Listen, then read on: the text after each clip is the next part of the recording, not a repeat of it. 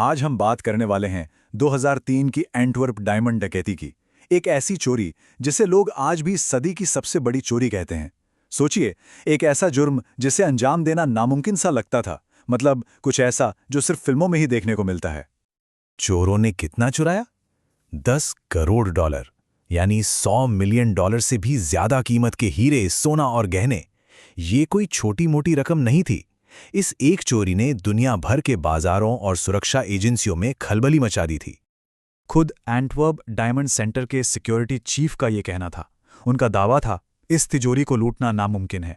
इसके लिए आपको जादूगर होना पड़ेगा। उन्हें पूरा यकीन था कि उनकी तिजोरी एक ऐसा किला है जिसे कोई भेद नहीं सकता। पर उन्हें क्या पता था कि एक जादूगर तो पहले से ही अपने सबसे बड़े करतब की तैयारी कर रहा था। और यहीं पर यह कहानी सबसे ज्यादा दिलचस्प हो जाती है। एक परफेक्ट क्राइम, सालों की प्लानिंग, एक जीनियस टीम और एक बिल्कुल सटीक चोरी, सब कुछ था। तो फिर कैसे इस पूरे केस का पर्दाफाश हुआ? एक आधे खाए हुए सैंडविच से। जी हां, एक सैंडविच। तो चलिए पहले उस जगह को समझते हैं जहां ये सब हुआ। ये अभेद्य तिजोरी, ये धरती से 2 मंजिल नीचे बना एक किला था।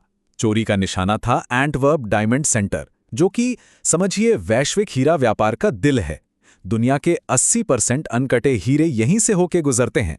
और इसी हलचल के बीच 2 मंजिल नीचे थी वो तिजोरी, जिसे दुनिया की सबसे सुरक्षित जगहों में से एक माना जाता था। और सुरक्षित क्यों ना हो?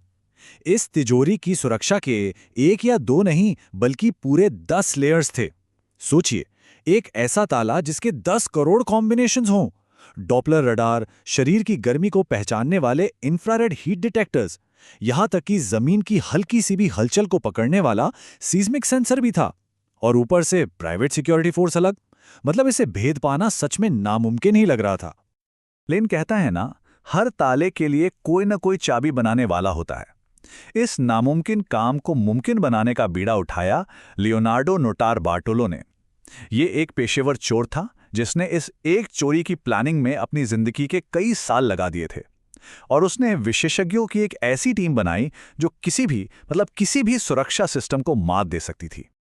ये कोई झटपट वाली चोरी नहीं थी। नोटार बर्टोलो का प्लान बहुत लंबा था। 2 साल से भी ज्यादा समय तक उसने एक इतालवी हीरा व्यापारी होने का नाटक किया। उसने डायमंड सेंटर के अंदर ही एक ऑफिस किराए पर लिया, सिर्फ इसलिए ताकि वो भरोसा जीत सके, अंदर की हर खबर रख सके और सुरक्षा की हर छोटी बड़ी कमजोरी का पता लगा सके।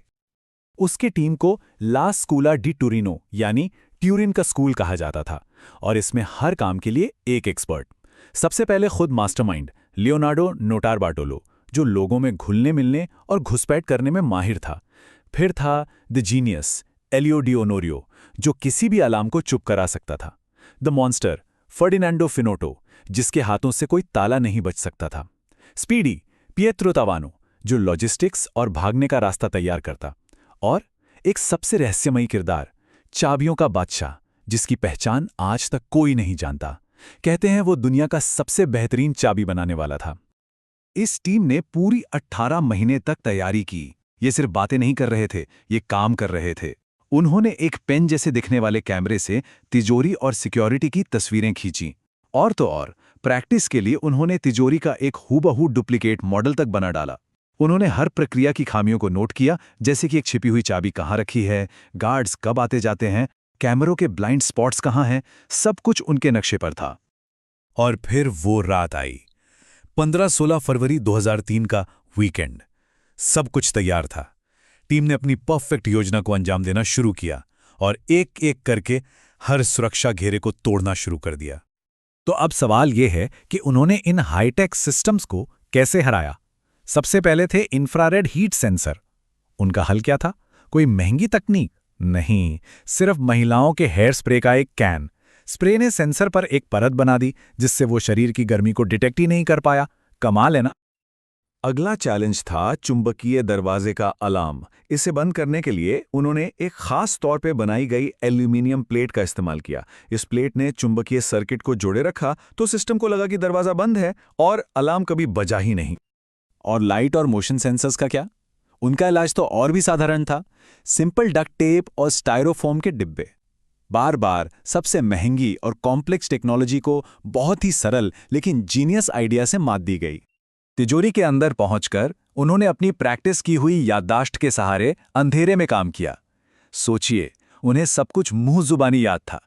उन्होंने एक एक करके 109 सेफ डिपॉजिट बॉक्स तोड़े और जाते जाते सुरक्षा कैमरों के टेप भी साथ ले गए ताकि कोई सबूत ही ना बचे। उस वक्त तो ऐसा लग रहा था कि उन्होंने वाकई में एक परफेक्ट क्राइम को अंजाम दे दिया है, लेकिन फिर उनसे एक बहुत बड़ी, $1 मिलियन की गलती हो गई। एक ऐसी गलती जो उन पर बहुत बहुत भारी पड़ने वाली थी। लेकिन उस पल के लिए ये एक बेदाग जुर्म था। कोई अलार्म नहीं बजा, कोई सबूत नहीं छूटा, कोई गवाह नहीं था। वो पूरी तरह से साफ निकल चुके थे, या कम से कम उन्हें तो ऐसा ही लग रहा था। सारा खेल बिगाड़ा एक पैनिक अटैक ने। टीम का एक मेंबर स्पीडी इतना घबरा गया कि सबूतों से भरे कचरे के थैले को जलाने के बजाय उसने उसे हाईवे के किनारे फेंक दिया। और उस एक थैले में क्या था? नोटा बटोलो के डीएनए वाला आधा खाया हुआ सैंडविच, कुछ दुकानों की रसीदें, एंटवर्प डायमंड सेंटर के लिफाफे, कुछ फेंके हुए हीरे और यहां तक के द जीनियस का एक बिजनेस कार्ड भी। यही कचरा उनकी बर्बादी की वजह बना और पुलिस को सीधा उन तक ले आया। इस एक गलती ने पूरा खेल पलट दिया। लेकिन ये कहानी यहां खत्म नहीं होती। इस केस में आज भी कई ऐसे रहस्य हैं जो अनसुलझे हैं, कई ऐसे सवाल जिनका जवाब किसी के पास नहीं। तो टीम का क्या हुआ? देखिए, नोटार बाटलो और उसके 3 साथियों को तो पकड़ लिया गया और उन्हें सजा भी हुई, यानी 80% टीम पकड़े गई। लेकिन टीम का एक सदस्य, वो रहस्यमयी चाबियों का बादशाह, कभी नहीं मिला। कौन था वो, कहां गया, आज भी एक राज है। बाद में नोटार बाटोलो ने एक और कहानी सुनाई। उसका दावा था कि ये पूरी चोरी असल में एक बीमा धोखाधड़ी थी और उन्होंने सिर्फ $2 करोड़ चुराए थे, 10 करोड़ नहीं। लेकिन जब अधिकारियों ने जांच की तो पता चला कि उस समय तिजोरी का तो ज्यादातर बीमा ही नहीं था। तो ये भी एक और रहस्य बनकर रह गया। और यही हमें पहले और सबसे बड़े अनसुलझे सवाल पर लाता है, ये चाबियों का बादशाह आखिर था कौन? सोचिए जरा, एक ऐसा जीनियस जो दुनिया की सबसे सुरक्षित तिजोरी में घुसने में मदद कर सकता था, और फिर जैसे हवा में गायब हो गया। और आखिर में सबसे बड़ा सवाल, वो सवाल जो आज भी गूंजता है, वो $10 करोड़ के हीरे आज कहाँ हैं? सालों की जांच के बाद भी चुराए गए माल का ज्यादातर हिस्सा कभी बरामद नहीं हुआ। वो हीरे आज भी कहीं बाहर हैं, सदी की सबसे बड़ी चोरी की एक अनसुलझी पहेली बनकर।